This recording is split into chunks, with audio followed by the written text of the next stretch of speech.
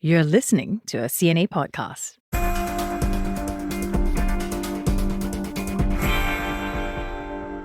Please raise your right hand and repeat after me. I, Donald John Trump, do solemnly swear. I, Donald John Trump, do solemnly swear. That's a voice we've been hearing almost daily for the past few months. Donald Trump on January 20th taking the oath of office for the second time to once again become president of the United States. So help me God. So help me God. Congratulations, Mr. President. On the eve of his swearing in, Mr. Trump promised his first 100 days would be, quote, the most extraordinary first 100 days of any presidency. That's one way to put it. U.S. President Donald Trump and his Russian counterpart Vladimir Putin are set to speak in the next few hours on normalizing ties and ending the war in Ukraine. He has renewed his talk of annexing Greenland, that's a self-governing territory of Denmark, saying that the U.S. needs it for international security. U.S. President Trump is now threatening an additional 50% tariffs on China. And from executive orders to policy moves, some have said these first 100 days have been the most consequential in modern American history. The president has reshaped the federal government. He's shaken traditional alliances and taken steps towards dismantling the international rules-based order. I'm Teresa Tang. So, what's Mr. Trump's scorecard look like? And where is America headed from here? This week, we look back at a very eventful first 100 days with correspondent Toni Waterman in Washington, D.C. Hi, Toni. I'm always so happy to have you on the program. Hey, Teresa. It's nice to be here. So the first 100 days, right? It's an informal marker. It tells us about the president's leadership style and really sets the tone for the next 4 years. This is President Trump's second 100 days. So how would you compare it to his first time around? And why do you think these first months matter so much? Well, I think you just said why it matters so much. It gives us this window into what his policy, what his agenda, and how he's going to run the government, what it's going to look like for the remaining 4 years. I think the general sense right now is that this presidency so far is Trump 1.0 on steroids. In his first term in office, President Trump was very much a novice to American politics. He had never held any political office before. He wasn't very involved in the DC scene. And in some ways, this made his first 100 days in office back in 2017 a bit more conventional. There were some curveballs, but it was more conventional. This time, he has come into office much more attuned with the ways of Washington and to his commitment to reshape and centralize power within the executive branch, often in these very unprecedented and constitutionally challenging ways. He has really favored the pen this time around. He has signed a record number of executive orders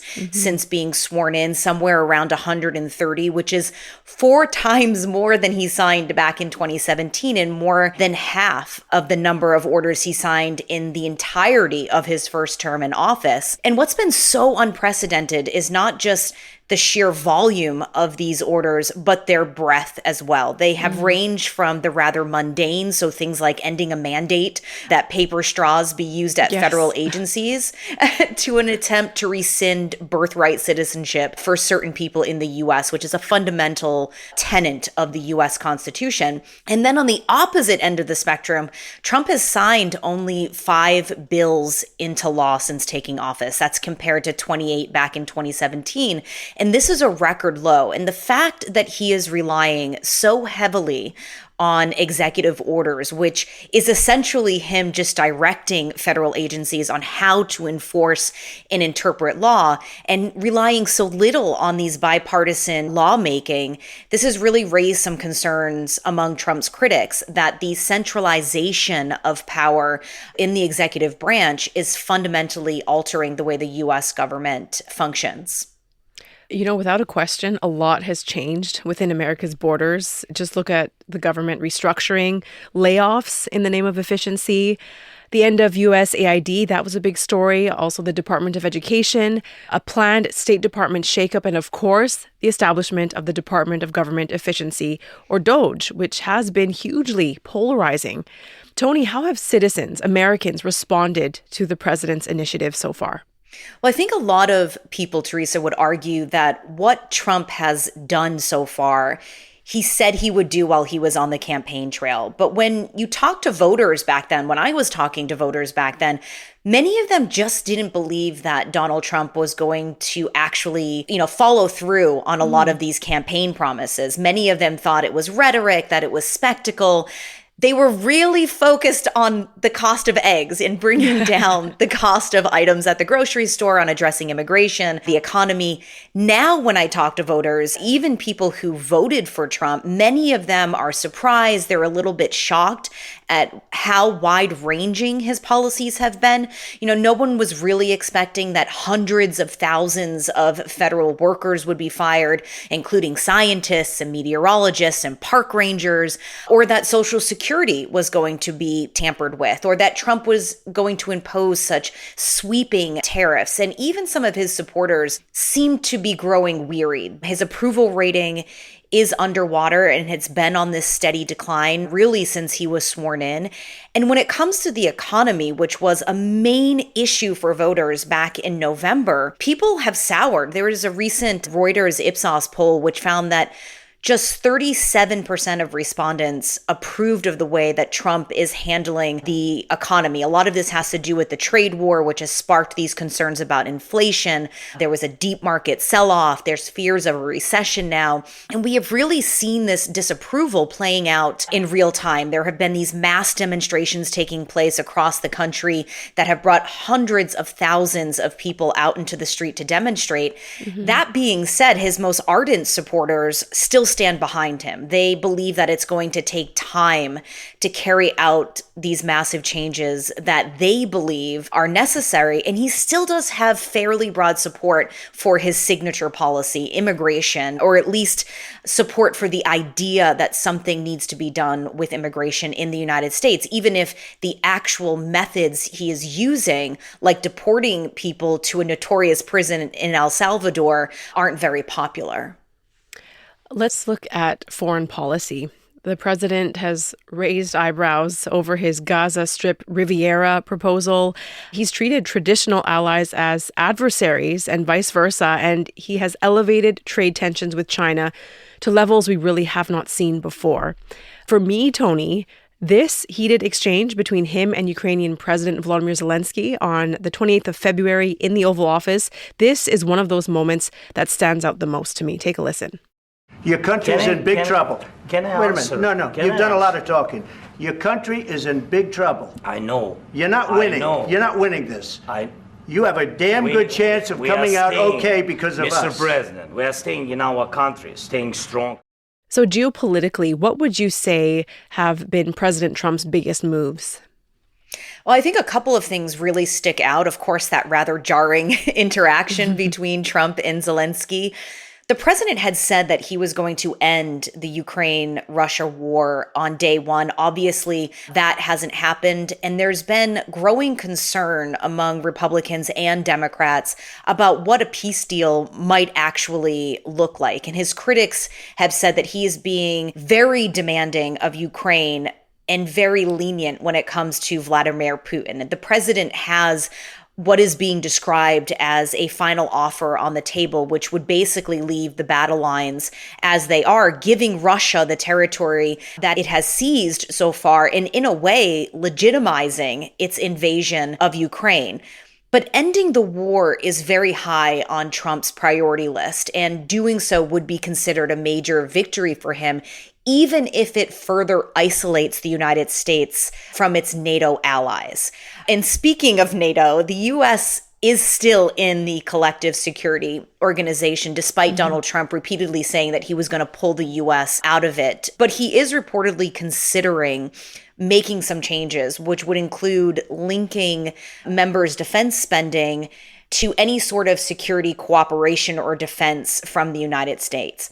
The Trump administration is also working on a new nuclear deal with Iran after Trump pulled the U.S. out of the Obama brokered deal in his first term in office. Again, this would be a major victory if he's able to pull this off, although a lot of experts are arguing that the U.S. may actually end up with a worse deal than they had. And I think the other big move on the geopolitical front has been isolating China. This is something that Trump really got started during his first term in office, but is going full throttle this time around. It's becoming increasingly clear that isolating China is one of the main objectives of these new tariffs, even as they also include this blanket levy on just about every single import into the United States. Yeah, Mr. Trump's tariff moves, they've been a permanent headline in our news bulletins lately. No shortage of critics who call those levies erratic, unnecessary, counterproductive. The president, though, he says all this tariff pain, it will be worth the price. And I want you to listen to this clip that Mr. Trump posted on his socials earlier this month. My fellow Americans, this is Liberation Day. April 2nd, 2025 will forever be remembered as the day American industry was reborn, the day America's destiny was reclaimed, and the day that we began to make America wealthy again. So pretty emotive music in the background there, which is typical of the content that he and his team pump out. Toni, are these tariffs really going to make America wealthy again? In the short term, no. I mean, tariffs are a tax on American consumers, and the vast majority of economists, including the Federal Reserve Chairman Jerome Powell, believe that these tariffs are going to drive up prices. They're going to reignite inflation. They could potentially cause a recession. And we've already seen this massive sell-off in the stock market and also selling pressure on bonds. Trump has now, of course, implemented this 90-day pause on the most aggressive tariffs while countries negotiate deals with the White House. But this 10% blanket levy on all U.S. imports remains, as does a 145% levy on China, which is one of the U.S.'s top trading partners. So that means prices are going to go up exponentially for products that we're importing from China. But these tariffs have essentially just upended 80 years of global trade policy, which has really tried to focus on breaking down and tearing down trade barriers as opposed to putting them up. Supply chains are so heavily integrated at this point that rerouting them would not only be incredibly challenging, but it would be very expensive and it would take a really, really long time. And the International Monetary Fund has just actually revised down its global growth forecast and slashed its predictions for the U.S. economy, partially due to these tariffs, but then really due to the fact that there's so much uncertainty around these tariffs. One day they're on, one day they're off, certain items get exempted, then the president backtracks. Trump is threatening even more tariffs on lumber, on pharmaceuticals. All of this uncertainty is kryptonite for businesses and for economies. There have been companies that have pledged multi-billion-dollar investments in the United States, TSMC, Hyundai, Eli Lilly, SoftBank.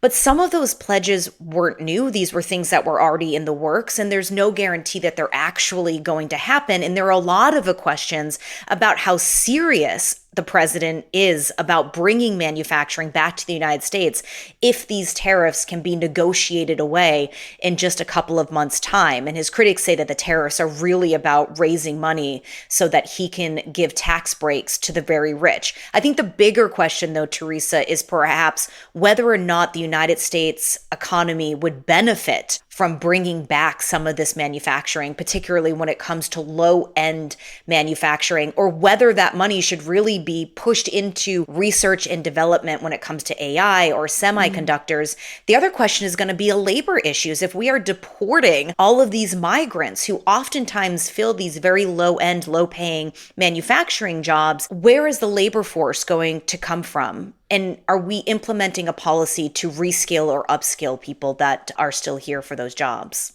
Yeah, these issues don't exist in silos, right? They often interconnect and overlay upon each other. A huge campaign promise, a huge campaign issue for Mr. Trump was immigration, border enforcement, which you know about firsthand given you have been based in Texas. And we have seen his America First, anti-globalist, anti-elite ideology really play out in major universities, with funding yanked from Harvard and Columbia, for example.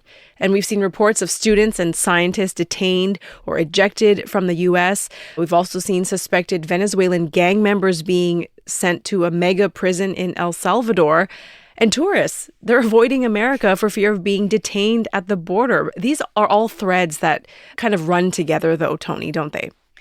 Yeah, they certainly do. And as you know, heading into November, immigration was a top issue for voters. Border crossings had hit a record high under the Biden administration, and people really felt like things had gotten completely out of control. There were all those scenes of people rushing tens of thousands of people a day into these really small border towns in Texas and Arizona, in California.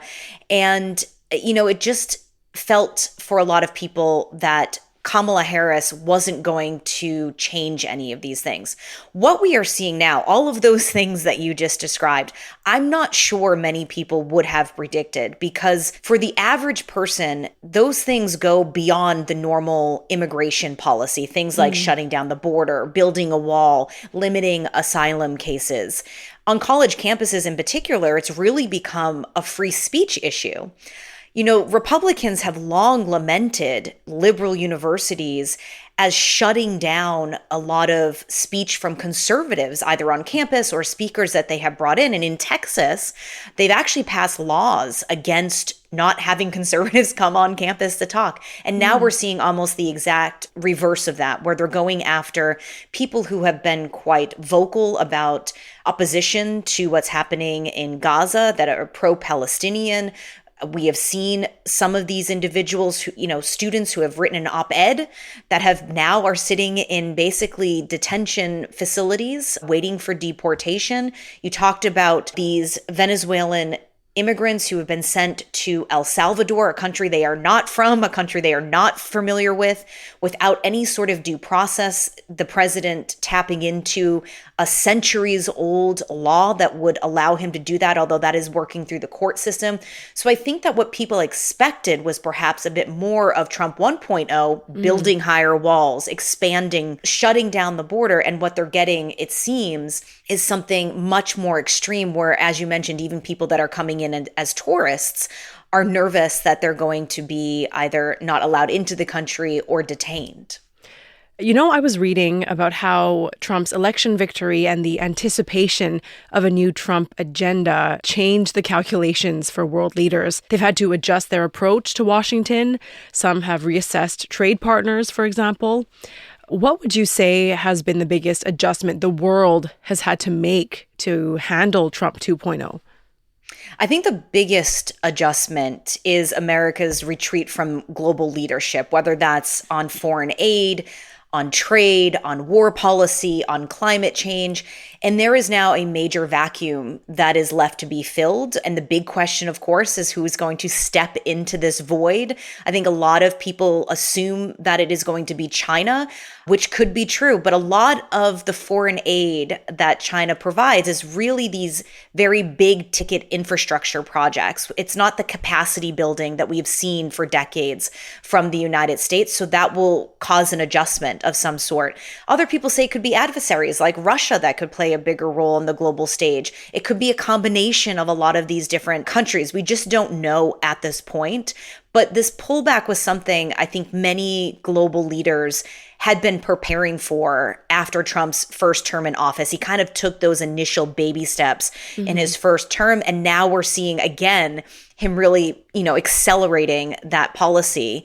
He did it on a much smaller scale the first time around. So Europe, for example, has stepped up on its defense spending. And you've heard a lot from the French president, Emmanuel Macron, talking about how Europe needs to become more self-reliant, at least militarily, because there is a sense that the U.S. may not be a reliable partner anymore. We've also seen during this whole tariff saga that Spain has been pushing for more trade with China. So we could see this rerouting and this rejigging, not just of trade, but of policy and who's in charge and who's the reliable partner and who's, the less reliable partner. A lot of experts would say as the U.S. steps back from the global stage, it is the U.S. that has the most to lose. Since January, Republicans have enjoyed what political scientists call a governing trifecta. They control the executive branch, they control both the House and the Senate. But that hasn't really meant unencumbered legislative success. How much pushback are we starting to see from Republicans, Toni?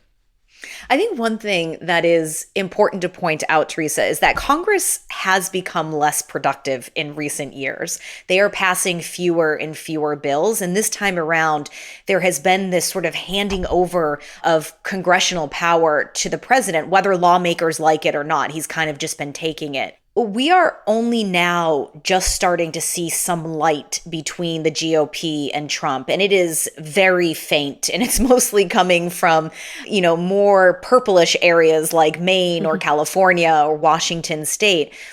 But there have been some recent red lines, including some proposed changes to Social Security, which directly impacts older voters who tend to skew conservative. There's also been significant pushback, again, to Trump's tariffs and the counter tariffs imposed by other countries. So China, for example, has implemented retaliatory tariffs of 125% on U.S. goods imported into China. And it's the farmers who tend to live in red states that will be impacted by this, particularly soybean farmers who sell half of their product in the China market. There's also pushback to those mass layoffs of federal employees. This includes more than 80,000 positions at the Department of Veteran Affairs, again, a voting bloc that skews Republican. So there is some pushback, although I have to say a lot of the layoffs, a lot of the pushback, much of the blame has been put on Elon Musk and not the president. I think that Republicans are a bit timid when it comes to standing up to Trump because they fear retaliation, especially when it comes to primary races. We have seen Trump take this tactic in the past. And I think that what we're looking at now is the midterms coming up in 2 years' time. Before we go, your crystal ball, Toni, is as good as any, given how unpredictable this administration has proven to be. Is the best, is the worst yet to come? As you say, midterms are a bit of a ways away, but we're looking ahead to that. What could we see happen between then and now? I think that people who think that Trump is going to slow down now that he's hit this 100-day milestone are probably going to be mistaken. This is meant to be his last term in office, and U.S. presidents often wait until their second term to really push through the more controversial parts of their policy or their agendas because they don't have to worry about being reelected. So I think that we're going to see a continuation of what's we've been seeing already. Again, Trump is already warning that we're going to see another round of tariffs on pharmaceuticals, which would impact places like India, which is a huge drug exporter, and China as well. Also, lumber is one thing that he's looking to put tariffs on. And we'll also probably see further isolation of China. It may not be with tariffs. Trump is already hinting that he's going to roll those back quite significantly, but it could be in other ways. And if those tariffs really start to bite, if prices start going up, if a recession hits the United States, that is going to seriously predict what Trump's plans are for the rest of his presidency. Maybe not him directly, but if that happens during the midterms, Americans could be inspired to change their party affiliation. And it would provide this counterbalance to Trump that we just don't see right now because the GOP is so dominant across Congress and also in the executive branch. It's so hard to believe only 100 days has passed in the second Trump administration. Toni, I'm really looking forward to speaking to you again about what's sure to be a very eventful 4 years. Thank you so much. Thanks, Teresa. Head to YouTube and CNA.Asia for more of Toni's reports. And also there are TV episodes of CNA Correspondent every Wednesday at 9:30 p.m. Singapore, Hong Kong time. I'm Teresa Tang. Thanks so much for joining me this week. The team behind this episode is Saya Win, Clara Ong, Tiffany Ang, Junaini Johari, and Craig Dale. Join us again for more next Wednesday. Bye for now.